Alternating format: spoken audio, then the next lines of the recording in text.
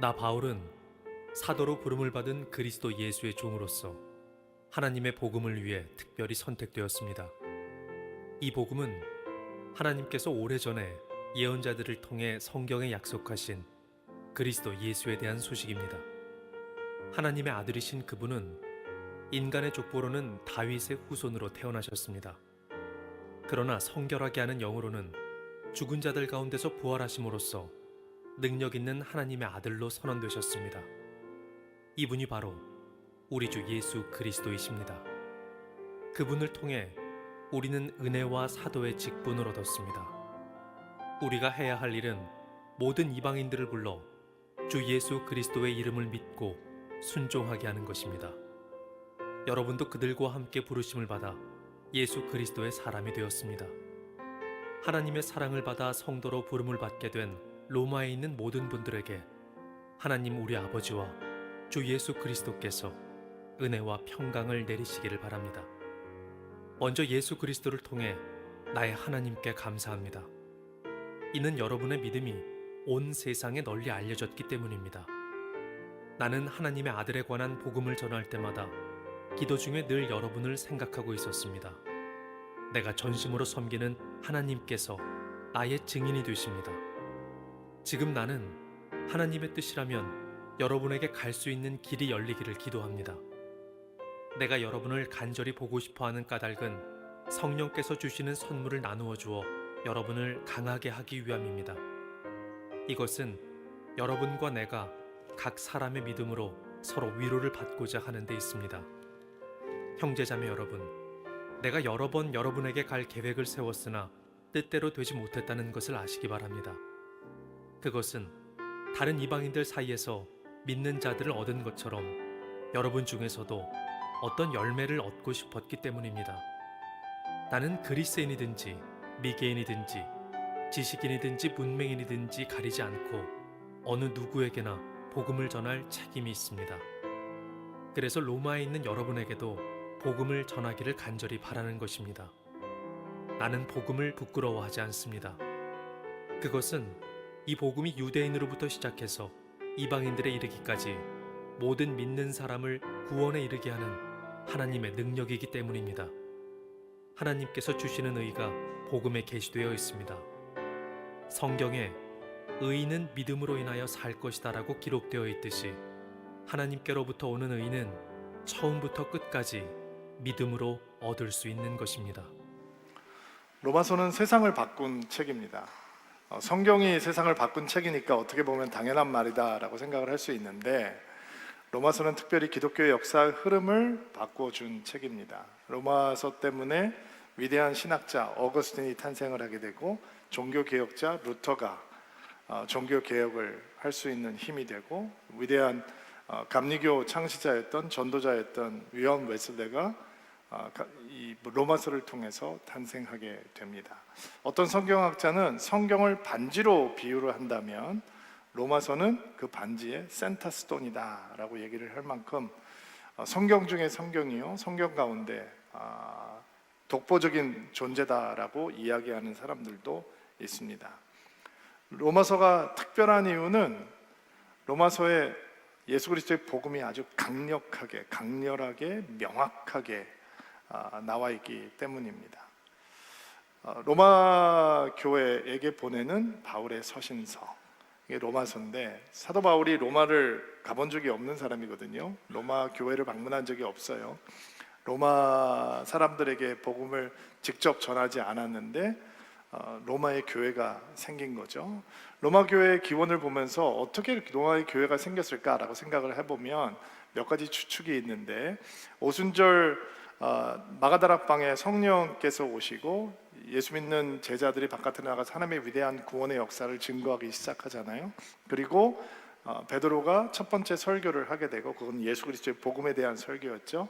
그 설교를 듣고 마음이 찔려서 복음을 받아들이고 세례받은 자가 3,000명이 되었다라고 얘기를 해요. 오순절 명절을 새로 왔던 유대 디아스포라들이 다시 자기들 살고 있는 나라로 돌아가는데, 그 중에 로마에서 왔던 사람들이 있었고, 거기에 예수 그리스도를 믿는 사람들이 교회를 시작했을 것이다 라는 추측이 있고, 또 하나의 추측은 스데반이라고 하는 집사가 첫 번째 순교자가 되잖아요. 예루살렘 교회 스데반의 죽음 이후에 굉장한 핍박이 시작이 되는데, 핍박을 피해서 피난을 가던 유대인들이 가는 곳마다 예수 그리스도의 복음을 증거하게 되는데, 로마까지 가서 예수 그리스도의 복음을 전하게 되고 이제 교회가 생기게 되었다, 이렇게 생각을 합니다. 정확하게는 어떻게 교회가 생겼는지는 알 수 없어요. 이렇게 자기가 개척하지 않은 로마 교회를 향해서 사도 바울이 편지를 쓰고 있는데, 3차 선교 여행 중에 고린도라고 하는 도시에서 머물면서 목회를 하면서 지금 편지를 보내고 있어요. 로마 교회가 시작된 시점과 이 사도 바울이 로마서를 쓰고 있는 시점의 차이는 한 20년에서 25년 정도 갭이 있어요. 그러니까 교회가 세워진 지 한 20년, 25년이 흘러갔다라고 생각을 해보시면 돼요. 왜 편지를 보낸 것일까? 사실 사도 바울이 썼던 편지의 특징은 자기가 선교 사역을 통해서 복음을 전해서 개척한 교회에 목회적인 서신을 보내는 거거든요. 교회가 문제가 생길 수 있으니까 문제를 해결해 주기도 하고, 자기가 만나서 양육했던 사람들, 또 새롭게 예수 믿은 사람들의 믿음을 격려하고 돌보기 위해서 편지를 쓰는 거거든요. 또 목회를 하고 있는 자신의 제자들에게 목회를 잘 하라라고 하면서 격려의 편지를 보내고 있는데, 왜 한 번도 만나본 적도 없고 자신이 스스로 개척하지도 않고 가본 적도 없는 로마 교회에게 편지를 보내고 있는 것일까? 로마서 나중에 보겠지만 후반부에 내가 당신들의 도움으로 서바나, 지금의 스페인이죠, 그 당시에 땅끝을 서바나라고 생각을 했는데, 땅끝에까지 열방에 이르기까지 복음을 증거하기 위해서 당신들의 도움을 받기 원합니다라는 이야기가 등장한 것을 보고 사람들이 로마서를 기록하게 되는 이유가 로마 교회를 선교 전진 기지로 삼아서 열방 선교, 땅끝 선교를 하기 위함이었다라고 추측을 하는데, 물론 그런 이유도 있겠지만 그게 주된 이유였다면 로마서의 내용이 바뀌었을 것 같아요. 왜냐하면 로마서는 복음에 대한 아주 명쾌하고 강렬한 메시지가 길게 소개되고 있거든요. 그러니까 지금 사도 바울이 편지를 보내고 있는 내용들을 검토를 해보면 주된 이유는 복음을 증거하기 위함, 복음을 전해주기 위함이다라고 생각을 해볼 수 있을 것 같아요. 그러면 여러분들께서 이미 교회가 생겼고 이미 그들이 예수를 믿고 있는데 왜 또 복음을 전하지? 라는 생각이 조금이라도 든다면 웰컴 투 로마서를 제대로 만나신 겁니다. 왜 복음을 또 예수를 믿고 있는 교회 성도들에게 전하고 있는 것일까? 20년이 지났다고 그랬죠, 교회가 세워진 지. 자, 여러분에게 물어볼게요. 예수 믿고 20년 지나면 신앙이 더 뜨거워져요? 신앙이 더 식어요? 일부 때는 사람들이 그냥 웃기만 하더라고요. 어떻습니까? 예수를 만났어요? 복음을 접했어요? 놀래요. 진짜 이런 사랑이 있다고? 내가 그런 존재였다고? 근데 하나님께서 나를 이렇게 구원을 베풀어 주신다고? 그리고 예수를 믿어요. 그리고 시간이 흘러요. 그러면 신앙이 불처럼 뜨거워져요? 아니면 나도 모르게 점점 식어요? 로마 교회 사람들은 어땠을 것 같아요? 사도 바울이 로마 교회 성도들에 대해서 듣고 있어요. 이런 이슈가 있습니다. 저런 이슈가 있습니다. 로마 교회 성도들이 필요한 것들은 이런 것들이 있습니다. 갖고 가려고 했는데 계속 길이 막혀서 가지 못하고 있거든요. 그리고 로마 교회 성도들을 향해서 편지를 쓰기 시작하는데 20년의 세월, 25년의 세월이 흘러간 다음에 신앙이 자기도 의도하지 않았는데 식어가고 있는 사람들, 이슈가 아닌 이슈 때문에 흔들리고 넘어지고 있는 사람들, 로마라고 하는 이 로마 제국의 심장부에서 살아가고 있는 성도들이 그 로마의 무게에 짓눌려서 신앙을 생활을 제대로 못할 수도 있다라고 하는 것을 생각하면서 사도 바울이 무슨 가르침을 주고 있느냐? 복음을 전해주고 있다는 거예요. 신앙이 식을 때 어떻게 해야 되는 것이냐? 복음을 다시 만나야 되는 거예요. 아멘으로 받으세요. 왜 예수 믿는 교회에게 왜 이미 예수를 믿고 만나게 된 사람들에게 왜 또 복음을 전해주지? 왜냐하면 신앙이 식어갈 때 신앙이 뜨거워질 수 있는 유일한 방법은 복음을 다시 만나는 거예요. 복음을 다시 붙드는 거예요. 그러니까 사도 바울이 복음을 전해주는 편지를 쓰고 있는 것입니다. 오늘 로마서 전체를 사실은 풀어볼 수 있는 키가 되는 말씀이 16절, 17절 말씀인데 같이 한번 읽어주시겠어요? 16절, 17절 읽어주세요. 시작. 유대인으로부터 시작해서 이방인들에게 이르기까지 모든 믿는 사람을 구원에 이르게 하는 하나님의 능력이기 때문입니다.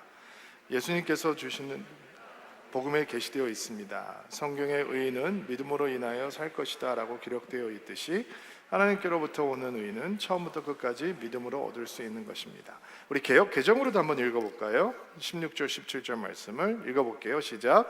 내가 복음을 부끄러워하지 아니하노니 이 복음은 모든 믿는 자에게 구원을 주시는 하나님의 능력이 됨이라. 먼저는 유대인에게요 그리고 헬라인에게라. 복음에는 하나님의 의가 나타나서 믿음으로 믿음에 이르게 하나니 기록된 바 오직 믿음은 믿음으로. 자, 사도 바울은 복음을 소개하면서 복음을 부끄러워하지 않는다라고 얘기를 하죠. 복음은 너무 소중한 것입니다. 나는 복음을 자랑스럽게 생각합니다. 소중하게 생각합니다. 라는 표현 대신 나는 복음을 부끄러워하지 않습니다. 라고 하는 부정적인 표현을 선택을 했어요. 의도가 있는 것이라고 생각을 합니다. 실제로 음악교회 성도들이 매일매일 만나고 있는 삶의 정황이 복음을 부끄럽게 여길 수밖에 없는 상황이었다라고 생각해 볼 수도 있을 것 같아요. 로마가 어떤 도시였나요? 로마 제국의 심장부, 시저의 영광이 있는 도시. 당시의 시저는 그냥 황제가 아닙니다. 살아있는 신이요, 살아있는 주님이라고 여겼던 사람입니다. 예수 그리스도를 주님이라고 할 때 헬라어로 큐리오스라고 하는 단어를 쓰거든요. 시저는 큐리오스였습니다. 살아있는 주님. 시저는 우리의 주님입니다 라는 고백을 듣는 사람이었고, 정치와 경제와 문화와 학문과 향락의 최고의 모든 것들을 누리고 있던 곳이 로마였죠. 근데 거기서 교회가 섰어요. 교회의 메시지는 뭔가? 로마는 힘을 숭배하는 이 나라였습니다. 그래서 딸을 낳으면 첫째 딸은 키웠지만 둘째 딸보다는 갖다 버렸다는 얘기도 있었어요. 왜냐하면 딸을 키울 가치를 느끼지 못하는 거예요. 힘을 숭배하는 세상이니까. 칼로 세상을 정복한 나라였으니까. 그런데 예수 그리스도의 복음은 어떤 것이었으냐? 로마 제국에서 가장 별 볼 일 없는 후미진 곳에서 태어난 가난한 목수가 로마의 흉측한 형틀이었던 십자가에서 반역죄를 죽어갔다. 그분이 큐리오스다, 주다. 시저하고 똑같은 단어를 쓰고 있는 거예요. 그거를 로마 사람들이 쉽게 믿을 수 있을까요? 로마 헬라 세계관에서는 육신은 연약한 것이 악한 것이고 영은 고귀한 거예요. 그럼 죽음이라고 하는 것은 무엇이냐? 이 연약한 음으로부터 벗어나서 자유로워지는 거예요. 이 로마 사람들이 용맹스럽게 전쟁터를 누빌 수 있었던 이유는 그들은 죽음을 두려워하지 않았어요. 왜냐하면 죽음은 악한 것으로부터 자유로워지는 거예요. 육신을 벗어나는 게 자유로운 거예요. 근데 복음은 예수 그리스도께서 죽으시고 3일 만에 부활하셨대요. 죽음은 자유로워지는 것인데 다시 육신에 갇히게 되었다라는 거예요. 이거를 로마 사람들이 쉽게 믿겠어요? 여러분, 지금 교회가 조롱받는 시대가 됐습니다. 그래서 우리 중에서 어떤 사람들은 바깥에 나가서 나는 교회 다닌다, 나 예수 믿는다, 나 예수 사랑하는 사람이야 라는 이야기를 쉽게 하고 다니지 못하는 분들도 있어요. 같이 식사할 때, 동료들하고 식사할 때 고개 숙이고 기도하고 싶은데 내가 그렇게 기도하면 내가 교회 다니는 게 알려질까 봐 눈을 뜨고 주님 잘 먹겠습니다, 감사합니다, 아멘. 예수님의 이름으로도 하기 좀 그러니까 아멘 하고 끝나는 사람들이 있다라는 얘기를 제가 종종 들어요. 우리 사회에서 우리가 예수의 사람인 것을 드러내는 것을 그렇게 주저하는 환경이라면, 자, 2000년 전으로 돌아가서 로마라고 하는 곳에서 내가 예수의 사람입니다, 예수님이 나의 주님이십니다 라는 고백을 하는 것이 쉬웠을까? 결코 쉽지 않았을 거라고 생각을 해요. 그리고 사도 바울은 그런 성도들에게 나는 복음을 부끄러워하지 않습니다. 그러면 사도 바울이 자랑을 하고 있는 걸까요? 자랑질하고 있는 거예요? 사도 바울이 나는 십자가 말고는 자랑할 것이 없습니다 라고 고백하는 사람이었는데, 그러면 당신들은 그렇지만 나는 이렇습니다 자랑하기 위해서 그런 얘기를 하는 건 아니겠죠. 복음을 부끄러워하지 마십시오라고 하는 도전의 메시지를 주기 위해서 나는 복음을 부끄러워하지 않습니다라고 얘기를 하는 거겠죠. 왜 복음을 부끄러워하지 않느냐? 복음은 구원을 주시는 하나님의 능력이기 때문에 그렇다는 거예요. 그러므로 복음을 부끄러워하지 마십시오. 복음을 소중하게 여기십시오. 예수님을 부끄러워하지 마십시오. 예수님의 십자가를 부끄러워하지 마십시오. 예수님의 부활을 부끄러워하지 마십시오. 예수님께서 우리에게 가져다 주시는 구원을 부끄러워하지 마십시오. 당신이 속해 있는 그 교회, 로마 사람들의 눈으로 보면 너무 연약하고 비참한 교회일지 모르지만 그 교회를 부끄러워하지 마십시오. 소중하게 여기십시오 라고 하는 메시지를 주기 위해서 사도 바울은 나는 복음을 부끄러워하지 않습니다. 왜냐하면 복음이야말로 하나님의 구원을 주는, 우리에게 구원을 가져다 주는 하나님의 능력이기 때문입니다 라고 이야기를 하고 있는 것입니다. 복음이 능력이라면 체험해야 되겠죠. 복음이 능력이라면 우리가 그 어떤 능력인지를 알아야 되겠죠.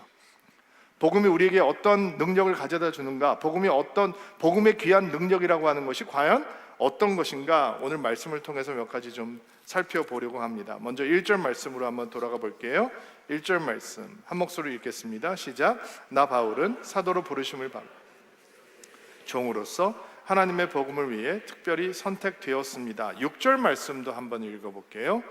여러분도 그들과 함께 부르심을 받아 예수 그리스도의 사람이 되었습니다. 자, 1절에 사도 바울이 자기 자신을 어떻게 소개하고 있냐면 그리스도 예수의 종이다 이렇게 소개하고 있어요. 그러니까 우리 문화에서는 이 종이라고 하는 단어가 극존칭어죠. 여호수아 목사님, 예수님의 종, 이러면 내가 들을 수 있는 최고의 극존칭어인 거예요. 그런데 제가 만약에 여러분들에게 형제님, 자매님, 당신은 그리스도의 종입니다. 그러면 여러분은 어떻게 반응하냐면 저는 아닙니다. 이렇게 얘기해요.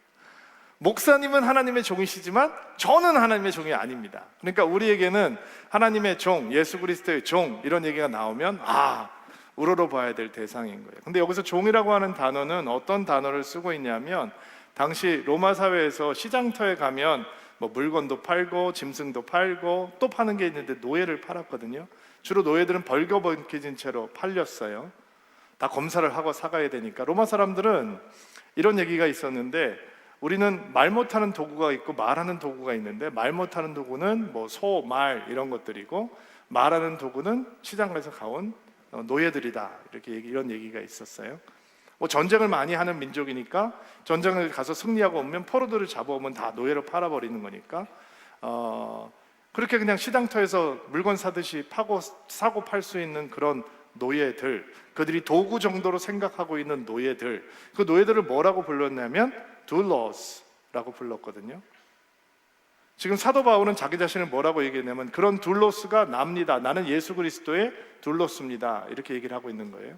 그리고 사도 바울이 얘기하면서 복음에 대해서 얘기하면서 내가 여러분들에게 전해주는 복음은 선지자들의 약속에 의해서 밝혀진 것이고 예수 그리스도에 관한 것인데 예수 그리스도는 육신의 혈통을 통해서는 다윗의 후손이요 성결의 영으로서는 하나님께서 부활시켜 주신 분이시기 때문에 그분이야말로 진짜 복음 중의 복음입니다. 얘기를 하면서 그 복음으로 말미암아서 여러분은 그리스도 예수를 믿는 예수의 사람이 되었습니다. 이렇게 표현을 하고 있는 거예요. 근데 개역개정에는 6절을 어떻게 번역을 하고 있냐면 6절 개역개정으로 한번 올려주세요. 너희도 그리스도 중에서 예수 그리스도의 것이로 부르심을 받았다. 여러분이 누구냐면 예수 그리스도의 것으로 부르심을 받은 사람들이에요. 기분 나쁘죠? 나보다 것이라니. 근데 영어 성경을 보면 예수 그리스도에게 속하던 사람이다라고 이런 표현을 쓰고 있어요. 자, 비교해 보세요. 사도 바울이 자기 자신을 나는 예수 그리스도의 둘로스 노예입니다. 여러분은 그리스도의 것으로 부르심을 받은 사람들입니다. 이게 맥이 통하는 말씀이죠. 그리고 여기에 복음의 능력이 있는 거예요. 복음은 어떤 능력을 가지고 있는가? 우리를 기꺼이 종이 되게 만드는, 예수 그리스도의 것으로 만족하게 하는 능력을 가지고 있는 거예요. 복음을 만나기 전에 사도 바울은 모든 것을 다 가지고 있는 사람이었어요. 그의 스승은 당시 3대 랍비가 있었는데 그 중에 한 명이었어요. 가마리엘이라고 하는 석학이었죠. 사도 바울은 히브리언 중에 히브리인이요, 바리새인 중에 바리새인이요, 그 다음에 사내들인 공회의 의원이었으니까 우리나라 얘기하면 국회의원 수준의 직업을 가지고 있는 사람이요, 율법적인 열심으로는 예수 믿는 사람들을 잡아서 핍박할 정도로 리더십이 있는 사람이었어요. 열심도 있어요. 근데 그렇게 살아갈 때 사도 바울의 주인은 누구였는가? 힘이 주인이고 명예가 주인이고 세상의 위치가 주인이고 자기가 주인인 것처럼 살아가지만 그런 것들에게 지배를 당하고 살아가고 있는 사람인 거예요. 복음은 어떤 것인가? 복음의 능력은 어떤 것인가? 복음을 만나는 순간 주인이 바뀌어 버리는 거죠. 복음을 만나는 순간 예수 그리스도께서 우리의 주인이 되시는 거예요. 우리의 주님이 되시는 거예요. 복음을 만났는데 주인이 바뀌지 않았다. 아직 복음을 안 만난 거죠. 복음을 알고 있지만, 복음에 대해서는 알고 있지만 복음을 진짜로 알지는 못하는 거예요. 복음의 능력이 무엇이냐? CCC에서 훈련받은 분들은 기억할 거라고 생각하는데, 사역리를 보면 예수님을 믿기 전의 삶과 예수님을 믿는 후의 삶을 어떻게 비교하고 있냐면, 의자가 이렇게 있는데 의자에 내가 앉아 있어요. 예수 믿기 전의 삶이에요. 그 보좌에, 왕자에 내가 앉아 있는 것이고, 예수 믿은 다음에는 나의 삶의 보좌에, 왕자에 예수 그리스도가 앉혀지는 거란 말이에요. 복음을 만난 사람들은 이 변화가 반드시 있는 거예요. 복음을 만나지 못했으면 내가 왕노릇을 하고 있지만, 복음을 만난 사람들은 인생의 주인을 예수 그리스도라고 고백하고, 복음의 능력은 무엇이냐? 내가 둘로스가 됐는데도 불구하고 그것을 기뻐하고 감사하게 된다라는 거예요. 내가 주인처럼 살아가겠다라고 하는 못된 마음에 철퇴를 가하는 것이 복음의 능력이다라는 거예요. 사도 바울은 나는 그것을 기뻐한다라고 고백을 하잖아요. 사도 바울은 내가 그리스도의 종이 되었는데도 불구하고 내가 아주 기뻐하고 감사하다라고 고백을 하는 거죠. 여러분, 주인을 바꾸는 복음의 능력을 만날 수 있게 되기를 주의 이름으로 축복합니다. 주님께서 우리를 돕는 도우미가 아니라 주님만이 우리의 주인이 되시고 예수 그리스도가 우리의 주님이 되시는 놀라운 복음의 능력을 우리는 맛보고 만나야 하는 것입니다. 그 종의 조리가 감사하고 기쁘다. 이게 복음의 능력이에요. 자, 8절 9절 말씀 보세요. 또 복음의 능력을 한번 만나볼까요? 8절 9절 읽어주세요. 시작.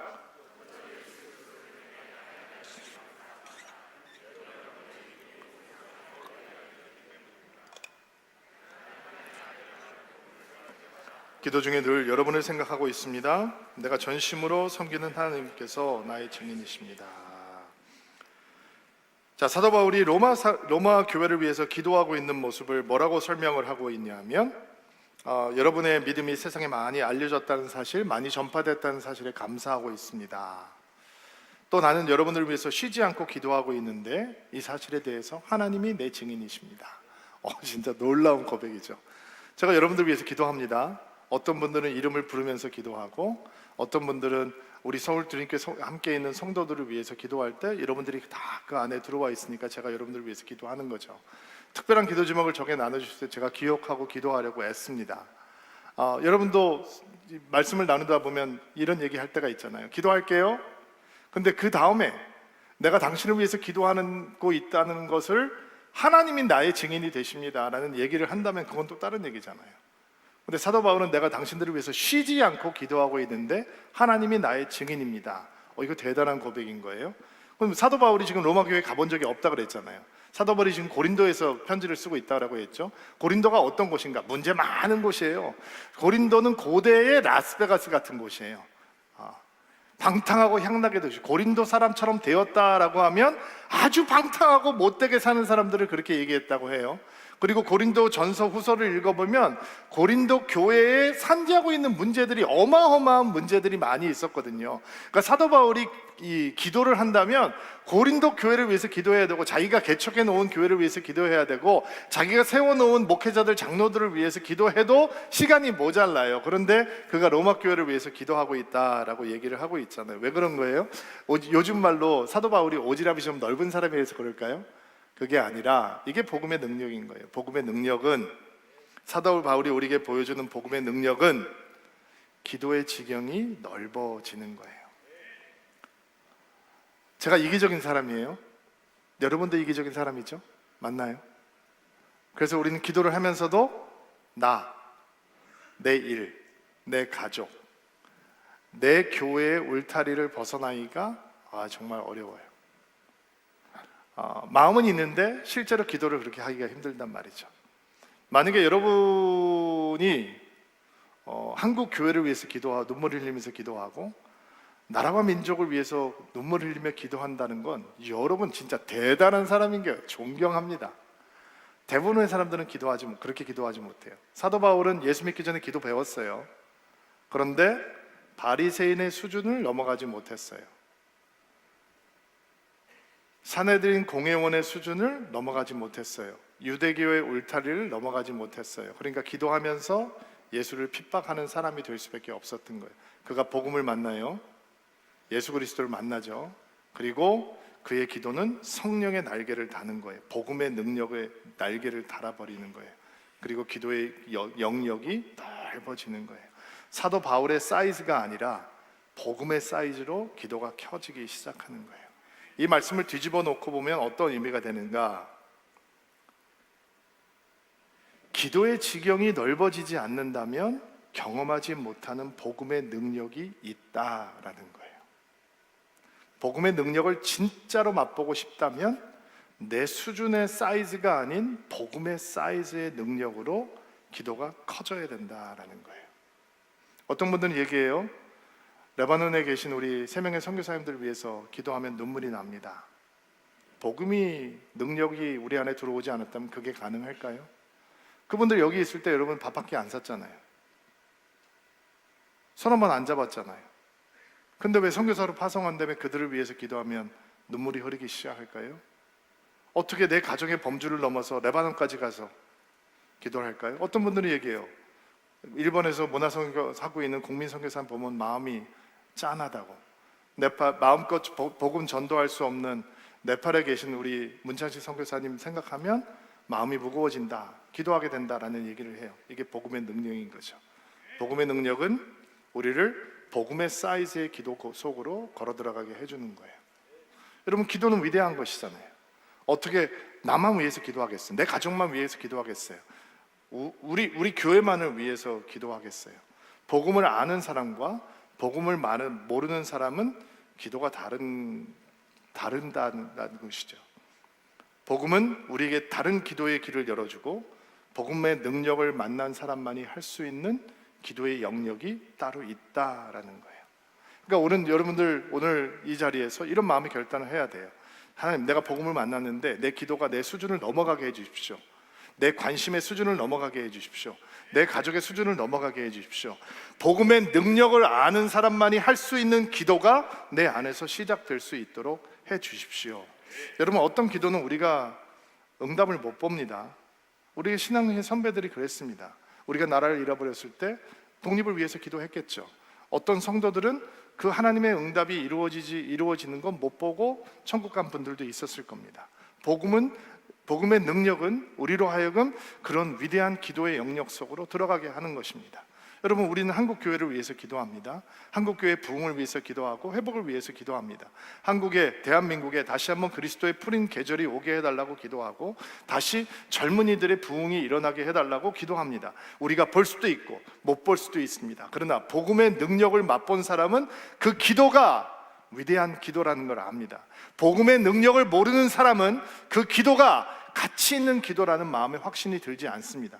그래서 시키면 하는데 혼자 하라고 그러면 그 기도를 모르는 것입니다. 복음의 능력을 만나고 복음의 능력을 맛본 사람은 우리의 기도의 영역이 넓어지면 넓어질수록 그 기도를 통해서 하나님께서 언젠가는 역사하실 것이라고 하는 마음의 확신을 갖게 되는 것입니다.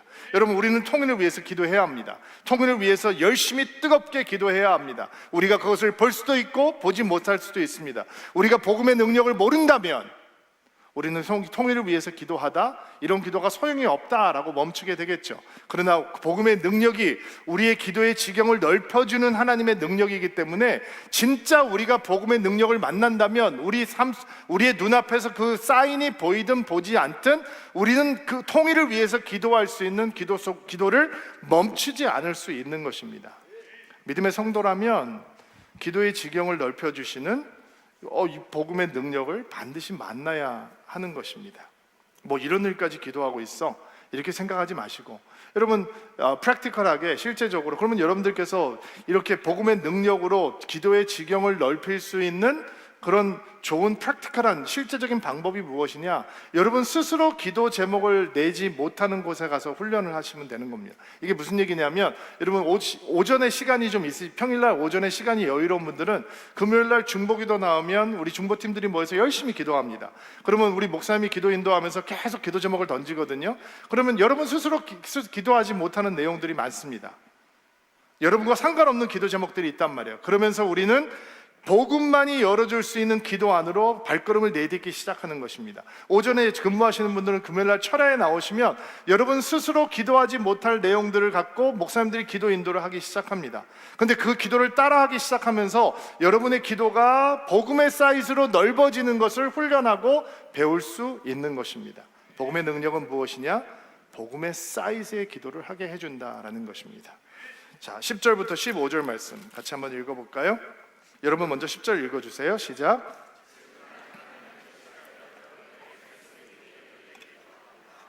내가 여러분을 간절히 보고 싶어하는 까닭은 성령께서 주시는 선물을 나누어 주어 여러분을 강하게 하기 위함입니다.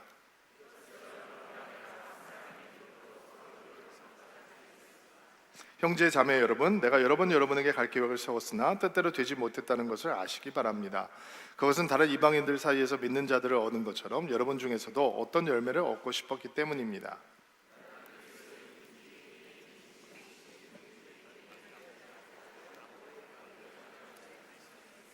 (15절) 다 같이. 그래서 로마에 있는 여러분들에게도 복음을 전하기를 간절히 바라는 것입니다. (14절) 개역 개정으로 한번 올려주실래요? 읽어주세요. 시작.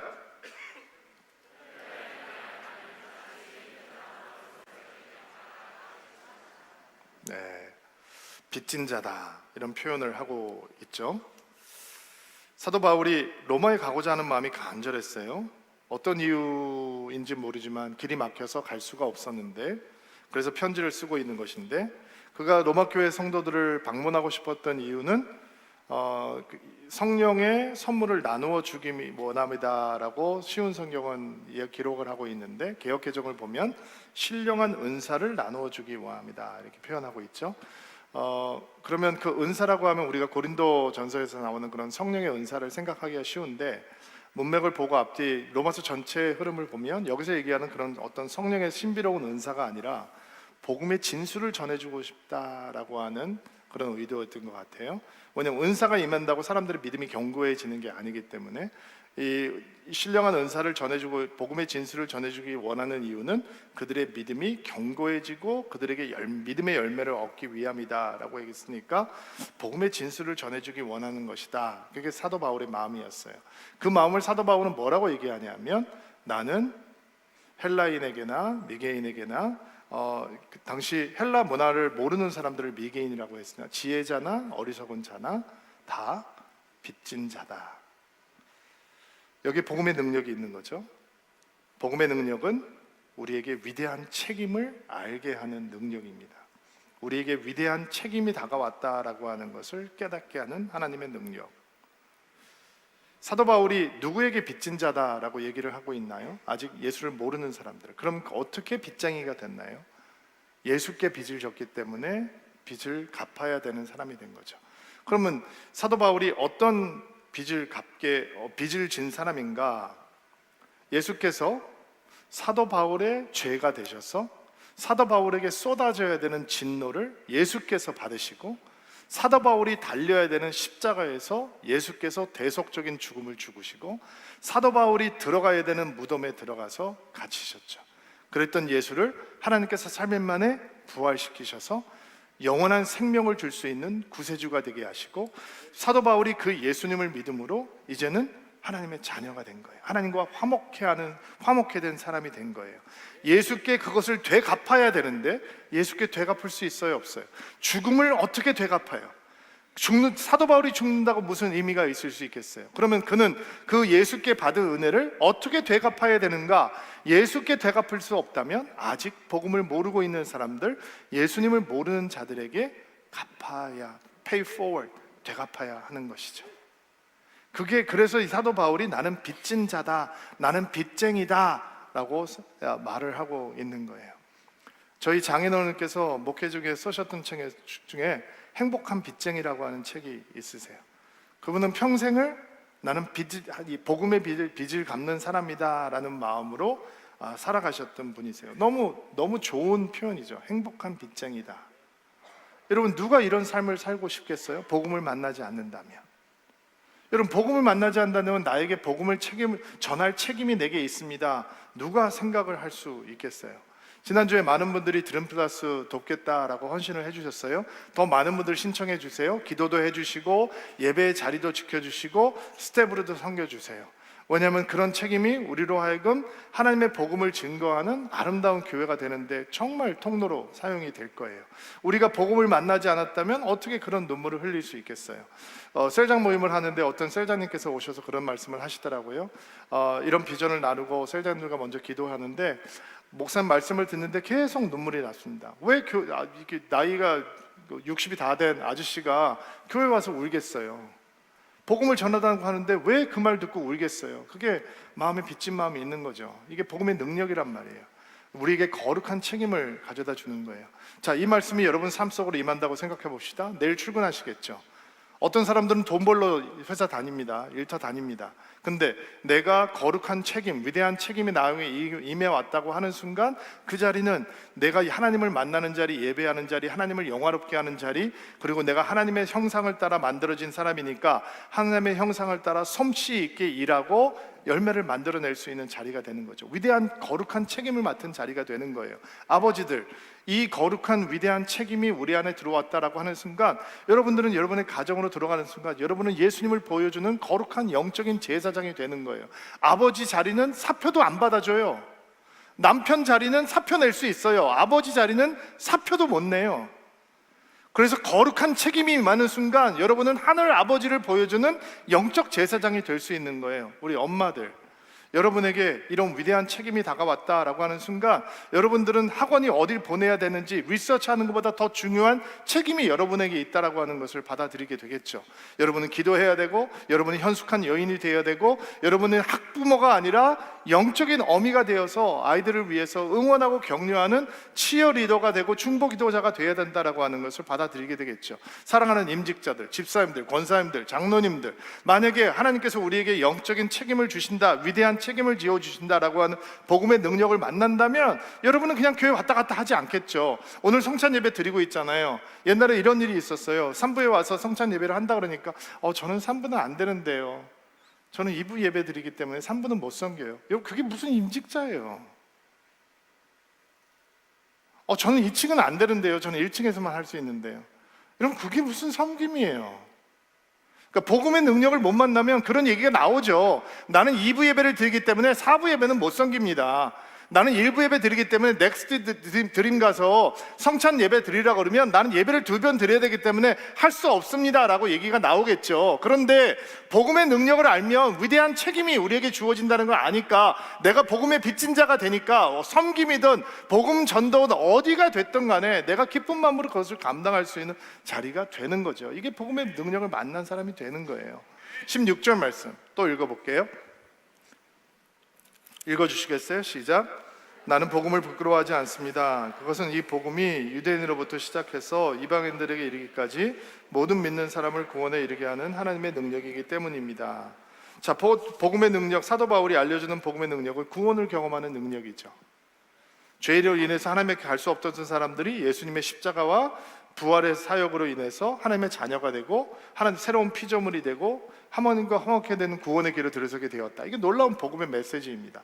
근데 복음이라고 하는 단어가 헬라어로 유앙겔리온이라고 하는 단어인데 이 유앙겔리온이라는 단어는 기독교 용어가 아니에요. 기독교하고 전혀 상관없는 언어예요. 유앙겔리온이라고 하는 단어는 어떤 단어냐면 황제의 기쁜 소식을 전하는 거예요. 그럼 황제가 어떤 기쁜 소식을 전하느냐? 아무개 황제가 전쟁에서 승전했습니다. 당신들은 이제 안전합니다. 평강의 시대가 도래했습니다. 이게 유앙겔리온, 기쁜 소식이에요. 또 아무개 황제가 즉위했습니다. 그의 놀라운 통치로 인해서 태평성대하게 될 것입니다. 이런 기쁜 소식을 복음이라고 얘기했어요. 황제의 복음. 그런데 그것을 사도 바울이 바꿔서 예수 그리스도의 복음, 하나님의 복음이라고 얘기를 하는 거예요. 하나님의 기쁜 소식이다. 당신들이 하나님의 자녀가 될 수 있다. 누구를 통해서? 예수 그리스도를 통해서. 근데 복음이 구원을 경험하게 하는 하나님의 능력이라면 그저 하나님의 복음, 예수의 복음으로만 끝나면 안 되죠. 그 복음이 나의 복음이 돼야죠. 내가 경험한 복음이 돼야죠. 내가 만난 경험이 돼야죠. 복음이 하나님의 구원을 체험하게 하는 통로가 된다면 내가 그 복음을 만났습니다라는 고백이 우리가 반드시 있어야 하고, 그 복음은 내가 믿는 복음입니다라는 고백이 있어야 되고, 나는 그 복음을 믿음으로 영원한 생명을 얻게 되었습니다, 나는 그 복음을 붙들고 있습니다라고 하는 개인적인 고백이 있어야 되는 거죠. 여러분, 나의 복음입니다, 나는 복음 만났습니다, 나는 그 복음 체험했습니다, 여러분 고백할 수 있죠? 할 수 있어야 돼요. 할 수 있다면 오늘 이 말씀이 여러분의 마음을 불처럼 뜨겁게 달아야 되는 거거든요. 그렇군요. 시저의 복음이 아니라 하나님의 복음, 예수의 복음, 그 복음이 나의 복음 되게 하시니 감사합니다. 내가 이렇게 부족한데 그 복음으로 말미암아 내가 하나님의 자녀가 되고 십자가의 군병이 되고 내가 예수 믿는 사람이 되었습니다. 예수의 제자가 되었습니다. 나는 복음 하나만으로 하나님의 자녀가 되었습니다 라고 하는 마음의 고백이 있어야죠. 감사가 있어야죠. 감격이 있어야죠. 이게 복음의 능력이에요. 기꺼이 종이 되게 하고 기도의 지경을 넓혀주고 위대한 책임을 알게 하고 구원의 능력을 경험하게 하는 게 복음의 능력이란 말이에요. 이 능력을 어떻게 갖는 것인가? 사도 바울이 17절에서 그걸 설명해 주고 있어요. 17절 말씀 볼게요. 시작. 하나님께서는 주시는 의가 복음에 계시되어 있습니다. 성경의 의는 믿음으로 인하여 살 것이다 라고 기록되어 있듯이 하나님으로부터 의는 처음부터 끝까지 믿음으로 할 수 있는 것입니다. 오직 믿음, 오직 믿음이에요. 복음은 하나님의 의로 가득하대요. 하나님의 공의가 가득해요. 죄를 소멸하시는 하나님의 의가 가득해요. 우리를 죄를 없다 하시는 하나님의 복음에 가득해요. 이 복음을 경험하려면 어떻게 해야 되느냐? 이 복음의 능력을 맛보려면 어떻게 해야 되느냐? 한 가지 방법밖에 없어요. 오직 믿음. 믿음으로 가는 거예요. 믿음에서 믿음으로 가는 거예요. 오직 믿음. 오직 예수 그리스도를 향한 믿음으로만 이 복음의 능력이 우리 안으로 들어오는 거예요. 그럼 로마서를 시작하면서 여러분은 이 마음의 결단을 하셔야 됩니다. 하나님, 의인은 오직 믿음으로 산다고 했는데 내 고백이 되기를 원합니다. 오직 믿음으로 살겠습니다. 오직 예수를 향한 믿음, 예수 안에 있는 믿음, 예수와 함께하는 믿음으로 살아가겠습니다 라고 하는 믿음의 결단과 고백이 오늘 여러분과 함께하게 되기를 주의 이름으로 축복합니다. 그 고백을 붙들고 예수님을 기억하고 예수님으로 충만하게 채워지는 성찬으로 나아가는 주일 되기를 바랍니다. 가슴에 손을 얹고 안수하시고요, 여러분을 위해서 축복하고 기도하겠습니다. 하나님,